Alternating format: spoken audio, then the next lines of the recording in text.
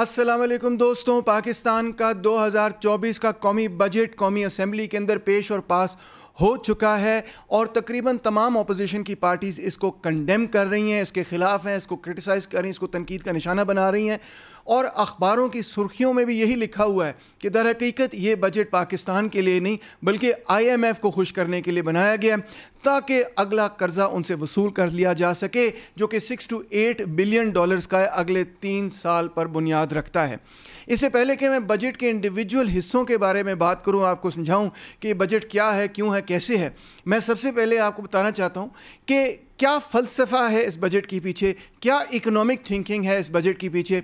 आखिरकार ये किसी एक इंडिविजुअल का काम नहीं, ये सिर्फ हमारे इकोनॉमिक्स मिनिस्टर जनाब औरंगज़ेब का काम नहीं, बल्कि इसके पीछे एक पूरी मुंतखब सियासी हुकूमत है। इसके साथ PMLN भी है, इसके साथ पाकिस्तान पीपल्स पार्टी भी है और दीगर और जमातें हैं। तो आइए ज़रा गौर से सुनिए सबसे पहले कि फाइनेंस मिनिस्टर आपको क्या बताते हैं कि बजट के पीछे ओवरऑल फ़लसफ़ा क्या है। ज़रा सुनिएगा। मैं समझता हूं कि हुकूमतों को कारोबार नहीं करना चाहिए।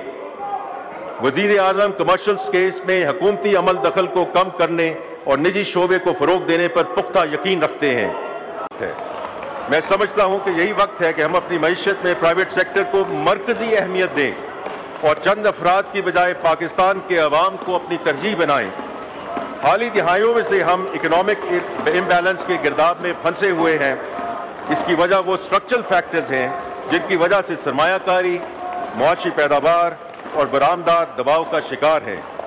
माजी में रियासत पर गैर ज़रूरी जिम्मेदारियों का बोझ डाला गया, जिसकी वजह से हुकूमती अखराजात नाकाबिल बर्दाश्त हो गए। इसका खमियाजा महंगाई, कम पैदावारी सलाहियत और कम आमदन वाली मुलाजमतों की सूरत में अवाम को भुगतना पड़ता है। जनाब स्पीकर, इस लो ग्रोथ साइकिल से बाहर आने के लिए हमें स्ट्रक्चरल रिफॉर्म्स को आगे बढ़ाना और मईशत में इंसेंटिव्स को सही करना पड़ेगा, जैसे कि हमें एक गवर्नमेंट डिटरमिन्ड इकॉनमी से एक मार्केट ड्रिवन इकॉनमी में तब्दील होना पड़ेगा। जी जनाब, आपने सुन लिया और समझ लिया कि फाइनेंस मिनिस्टर हमें ये बता रहे हैं कि जनाब आली हम एक स्ट्रेट ड्रिवन मॉडल से एक मार्केट ड्रिवन मॉडल की तरफ जाना चाहते हैं।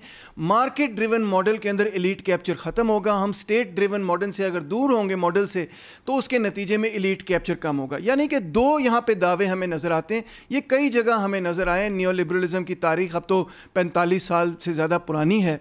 तो एक दावा ये है कि हम छोटी हुकूमत बनाएंगे। छोटी हुकूमत अक्सर वो बेशतर जिस तरह रोनाल्ड रेगन जैसे और neo liberal role, Margaret Thatcher जैसे लोग इसी तरह बेचा करते थे, इसी तरह पब्लिक में उसको प्लीड किया करते थे कि इससे टैक्सेस कम होंगे, और लोग कहते थे हाँ यार टैक्सेस कम होंगे, ये तो बड़ा बेहतर है। तो लिहाजा नियो लिबरल्स को ही सपोर्ट की गई।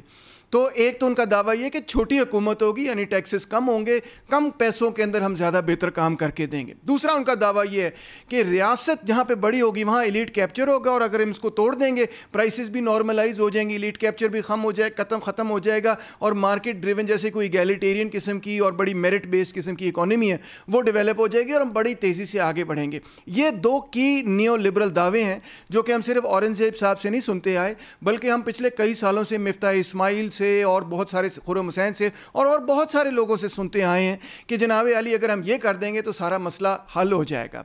ज़रा देखते हैं ये दो दावे दुरुस्त हैं कि नहीं, मगर इससे पहले ये भी आपके जहन में डालता चला जाऊं कि IMF वाले ये नहीं कहते कि आपने बजट बढ़ाना है या आपने बजट कम करना है। वो सिर्फ ये कहते हैं कि आपने बजट बैलेंस करना है। गौर तलब बात है, वो ये नहीं कहते बजट बढ़ाना है, वो ये भी नहीं कहते कम करना है। वो कहना जितने अखराजात हैं उसी के हिसाब से आपकी आमदनी होनी चाहिए, जितनी आमदनी उतने ही अखराजात होने चाहिए। इसका मतलब है इन दोनों चीज़ों को बैलेंस में लाने के लिए आप अखराजात भी कम कर सकते हैं, यानी छोटी हुकूमत बना सकते हैं। अगर आप अखराजात कम करेंगे तो टैक्स भी कम। तो क्या हुकूमत ने ऐसा किया? क्या हुकूमत ने छोटी हुकूमत बनाई या क्या साइज ऑफ गवर्नमेंट बढ़ रहा है? न्यू लिबरलिज्म का क्लेम था कि हम छोटी हुकूमत बनाएंगे, हुकूमत जो है बिजनेस नहीं करेगी, हुकूमत बिजनेस से बाहर निकलेगी, हुकूमत इकोनॉमी से बाहर निकलेगी। आइए आपके सामने एदाद शुमार हाजिर हैं कि बजट जो है वो कम नहीं हो रहा, बल्कि बजट जो है ओवरऑल 30% से बढ़ रहा है। आप देख सकते हैं कि पिछले 4 सालों के अंदर 2022 से लेके अब तक ये तकरीबन एक्सपोनेंशियली बढ़ रहा है, यानी 2017 से लेके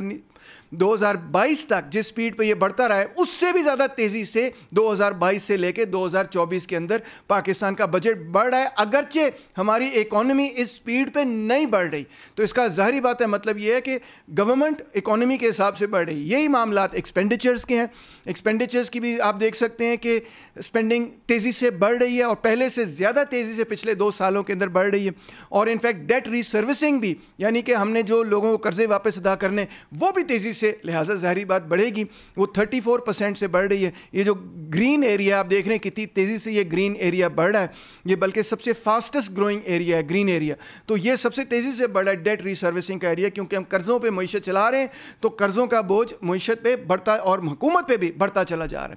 आगे देखें कि रेवेन्यू ऑफ द गवर्नमेंट में क्या हो रहा है। अब देखें टारगेट उन्होंने कितना बड़ा सेट किया है। ये लाल लकीर आपको जो नज़र आ रही है, ये इस साल का टारगेट है जनाब आली, जो बजट के अंदर पेश किया गया। और आप देख सकते हैं कि ये 40% से बढ़ा दिया गया। पिछले साल यानी 2023 के बजट के अंदर भी इसमें बड़ी ड्रामेटिक जो थी इंक्रीज थी, मगर अब तो उन्होंने उसका रिकॉर्ड भी तोड़ दिया है और उन्होंने कहा कि तकरीबन इसको डबल ही कर दो, जितने पैसे कमा रहे हैं उससे डबल पैसे जो है हुकूमत के पास आने चाहिए। और जाहिर बात है ये टैक्सेस से आएंगे, टैक्सेस ऑल्सो 41% से आप देख सकते हैं बढ़ रहे हैं। बजट में सबसे बड़ा इजाफा PSDP यानी पब्लिक सेक्टर डेवलपमेंट प्रोग्राम के हवाले से किया गया है। आप देख सकते हैं कि ये लकीर कितनी तेज़ी से आगे बढ़ी है। इनफैक्ट ये 50% से 49% से बढ़ाया गया है। इतना बड़ा इसके अंदर इजाफा किया गया है और हुकूमत की सोच यही है कि PSDP के अंदर इजाफा करने के नतीजे में वो इकोनॉमी को 3.5% से ग्रो कर सकेंगे। मगर अगर आप गौर से काली लकीर को देखें, वो है, एक है बजटेड जो कि ग्रीन लकीर है और एक है एक्चुअल कितना पिछले साल उनको बजट मिला। तो आप देखेंगे कि उन्होंने बजट तो अपना बढ़ाया मगर एक्चुअली उनको तकरीबन उतना ही मिला 2023 में जितना उनको 2022 में मिला था, और 2022 में भी उतना ही मिला जितना 2021 में मिला था। क्यों? उसकी वजह यह है कि बजट आप बढ़ा देते हैं मगर जब टैक्स रेवेन्यू इकट्ठी नहीं होती तो PSDP को सबसे पहले स्लैश किया जाता है। और अगर PSDP को स्लैश किया गया, जो कि मेरा ख्याल है डेफिनेटली होगा इस साल, तो आप देखेंगे कि वो जो गोल है कि 3.5% से इकोनॉमी ने ग्रो करना है, वो भी अचीव नहीं होगा। आगे देखें कि क्या एक्सटर्नल डिपेंडेंस हमारी कम हो रही है? हरगिज़ नहीं। हमें नज़र आता है कि पाकिस्तान के बजट के अंदर ये बजटेड है कि 20 बिलियन एक्सटर्नल फाइनेंसिंग हमें मिलेगी। $20 बिलियन बाहर से हमारे पास पाकिस्तान के अंदर आएंगे किसी ना किसी फाइनेंसिंग के हवाले से। IMF के भी आएंगे और दूसरे भी बहुत सारे पैसे आएंगे। इसकी डिटेल्स क्या है गवर्नमेंट ने अभी तक हमारे साथ शेयर नहीं किया। कितने पैसे कहाँ से आएंगे हमें नहीं पता। अब गौर कीजिए कि क्लेम क्या है कि छोटी हुकूमत होगी और कम टैक्सेस होंगे, हुकूमत इकोनॉमी में से बाहर आएगी। क्या आपने जो इदाद शुमार देखा है उससे आपको यह साबित होता है कि हुकूमत इकोनॉमी में से बाहर आ रही? हरगिज़ नहीं। आपके सामने कि इनफैक्ट गवर्नमेंट स्पेंडिंग बढ़ रही है, बजट बढ़ रहा है, एक्सपेंडिचर्स बढ़ रहा है, टैक्सेस बढ़ रहे हैं, हुकूमत का साइज़ छोटा नहीं हो रहा बल्कि हुकूमत का साइज़ बड़ा हो रहा है। तो औरंगज़ेब साहब जब ये दावा करते हैं कि हुकूमत को तो इकोनॉमी में से निकलना है, तो एक्चुअली यहाँ पे जो उन्होंने बजट पास किया वो तो बिल्कुल इसके बरअक्स बात है। हुकूमत जो है इकोनॉमी के अंदर ज़्यादा बड़ा रोल प्ले कर रही, मगर सवाल ये पैदा होता है कि उसका किरदार तब्दील हो रहा है। वो क्या रोल प्ले कर रही है, इसमें बहुत बड़ी तब्दीली है। यानी कि जब आप बजट को ब्रेक डाउन करके देखेंगे तो आपको ये देखना होगा कि who is getting more and who is getting less. किसका बजट बढ़ा दिया गया और किसका बजट कम कर दिया गया, ये असल सवाल है पॉलिसीज का। जब वो ये कहते हैं कि हुकूमत को मईशत में से निकलना है, तो असल में हुकूमत तो पहले से बड़ी हो रही, रियासत तो पहले से बड़ी हो रही, रियासत का फाइनेंशियल फुटप्रिंट एक्चुअली पहले से बड़ा हो रहा है। जी हाँ, गौर कीजिए, आपके सामने इदाद शुमार मौजूद हैं। मगर वो ये नारा किस मकसद के लिए इस्तेमाल करते हैं कि कुछ सेक्टर्स को उन्होंने काटना होता है, कुछ चीज़ों को उन्होंने काटना होता है और कुछ चीज़ों को उन्होंने एक्चुअली बढ़ाना होता है। आइए देखते हैं किन चीज़ों को उन्होंने काटा, किन चीज़ों को उन्होंने बढ़ाया। सबसे पहले तो आपके सामने है जनाब आली कि डिफेंस का बजट भी बढ़ गया है। 17.6% डिफेंस का बजट पिछले साल से भी बढ़ा है और कभी भी ऐसा नहीं हुआ पाकिस्तान की तारीख में कि डिफेंस का बजट एक्चुअली कम किया गया हो। पहले 1.85 ट्रिलियन था जो कि रिवाइज्ड एस्टिमेट था, यानी कि जो बजटेड था उसके बाद उन्होंने मजीद और उसमें से हासिल किया और अब 2.12 ट्रिलियन रुपीस डिफेंस के बजट में जाएगा। और लोग अच्छी तरह ये बात जानते हैं कि डिफेंस की जो पेंशन्स वगैरह का सारा सिलसिला है वो सिविलियन में डाल दिया जाता है। इनफैक्ट 800 में से 600 जो है वो जाता है डिफेंस की तरफ और 200 सिर्फ पेंशन्स में जाती है सिविलियन पेंशन्स की तरफ। तो वास्ट मेजॉरिटी ये भी जो है یعنی کہ پینشنز کا بجٹ ایکچولی فوج کی پینشنز میں جاتا ہے جو کہ فوج کے بجٹ میں شامل نہیں کیا جاتا. اگر وہ آپ شامل کر لیں تو آپ کا خود ہی اندازہ ہو جائے گا کہ فوج کا بجٹ پہلے سے بھی زیادہ بڑھ گیا. اسی طرح جو ٹاپ لیول کے بیوروکریٹس ہیں یعنی گریڈ 17 سے لے کے گریڈ 22 تک کے جو بیوروکریٹس ہیں ان کی تنخواہوں کے اندر بھی 20% اضافہ کر دیا گیا. ان کو بھی مبارک ہو.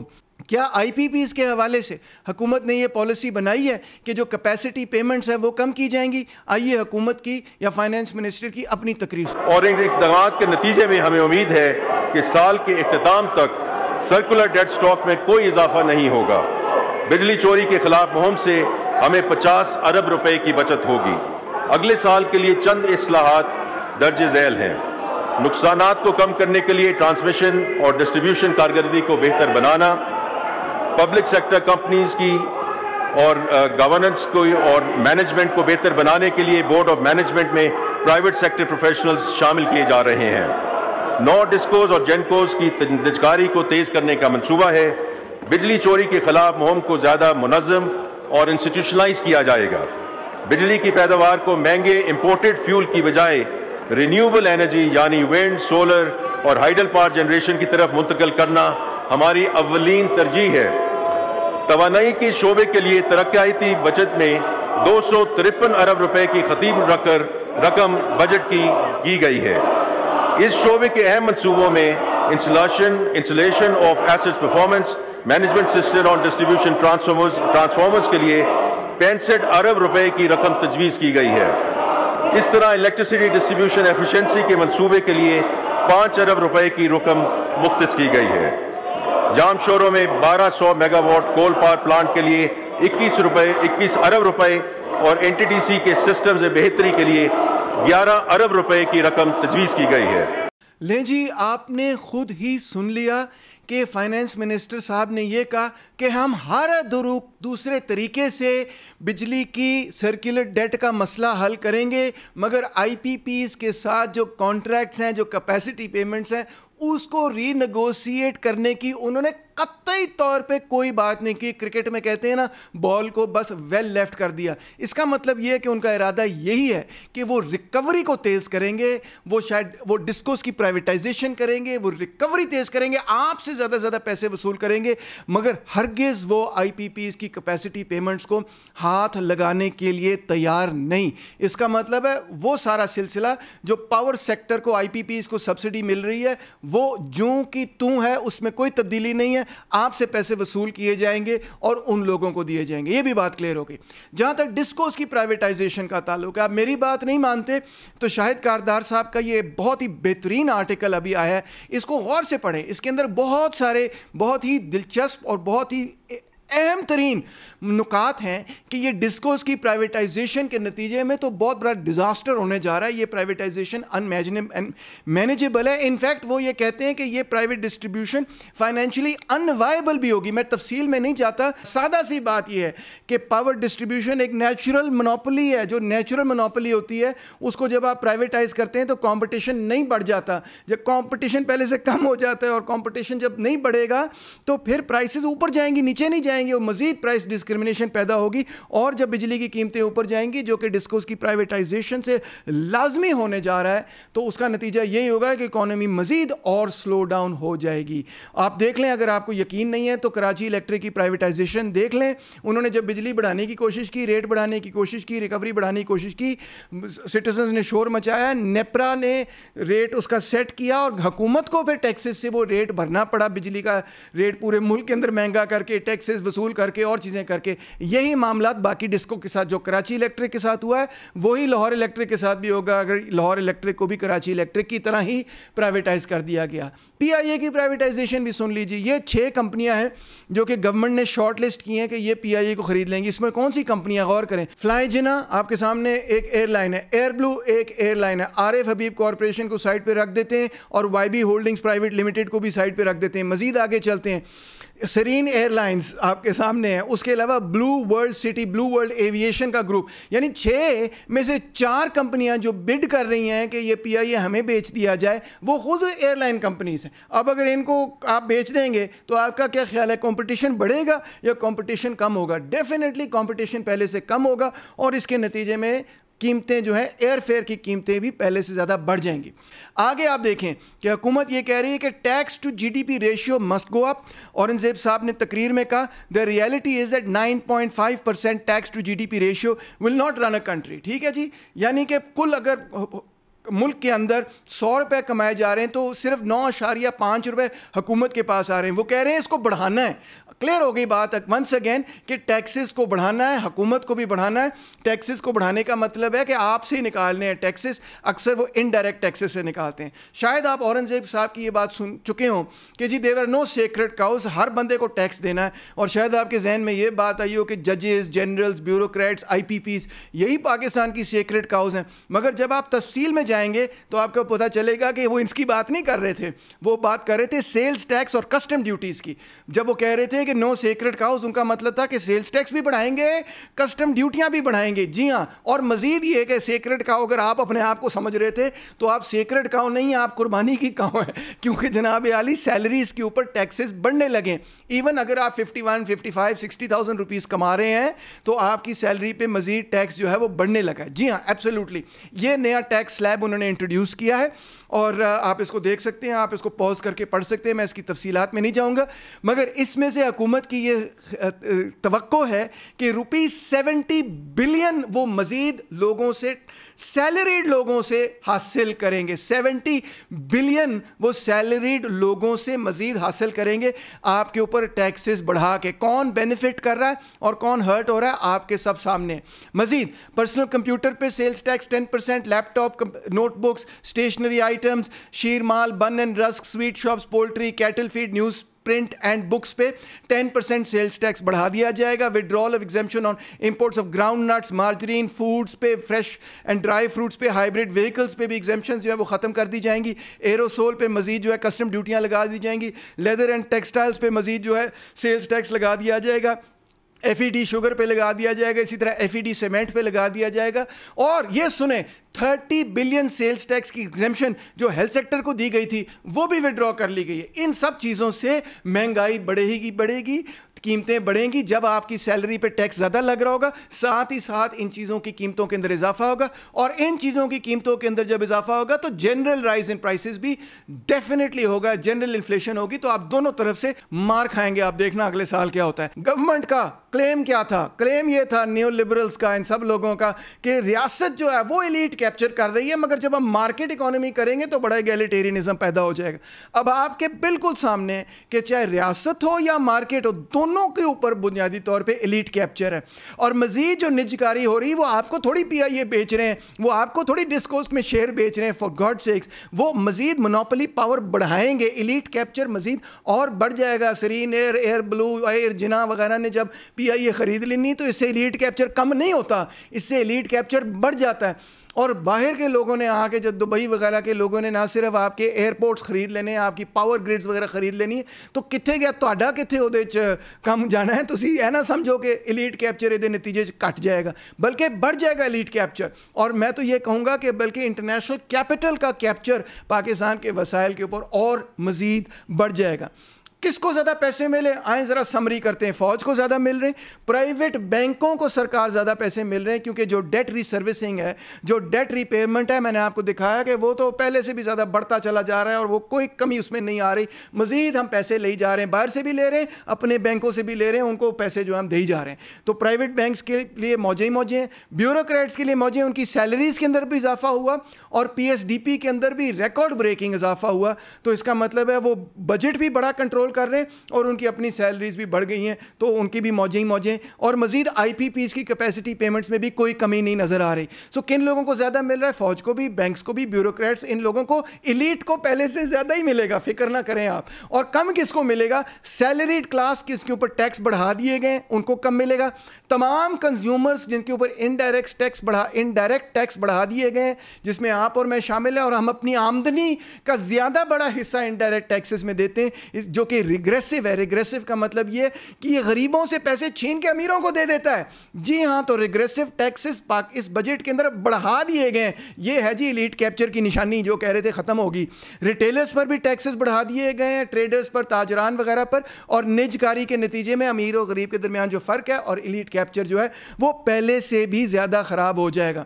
مین وائل صرف ایک خوشخبری ہے اور اس میں ایک بہت بڑا سبق بھی ہے کہ وہ یہ ہے کہ سیلری آف گورنمنٹ امپلائیز جو 1 سے 16 درجے کے حکومتی ملازمین ہیں ان کی تنخواہوں میں 25% اضافہ ہوا ہے. That's fantastic. ان کی پینشنوں کے اندر بھی 15% اضافہ ہوا ہے. واو. یہ جو 1 سے 16% کے گریڈ کے لوگ ہیں یہ عام ورکنگ کلاس لوگ ہیں نا, ان میں ٹیچرز وغیرہ بھی شامل ہوتے ہیں, کلرکس بھی عام لوگ شامل ہوتے ہیں, یہ ورکنگ کلاس لوگ ہیں. یہ کیسے ہو گیا؟